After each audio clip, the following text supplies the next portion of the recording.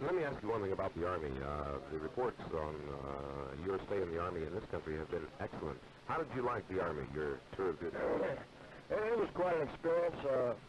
I learned a lot about different things. How did people treat you? That's what I'm curious about. I mean, the ones that were in the service with you. Well, here's the situation.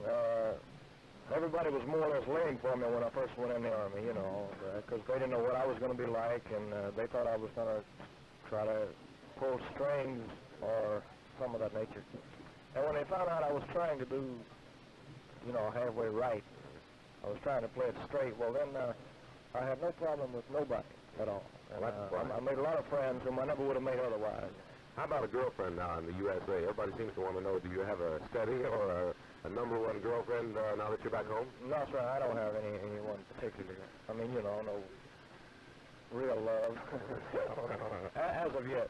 As of yet. Do you have plans or hopes, huh? Well, I have hopes, sure, but I haven't met the person yet, I don't think. That I care enough about to consider marriage or something like that. If I do, I'll let everybody know. In fact, I couldn't keep it a secret to save my life anyway.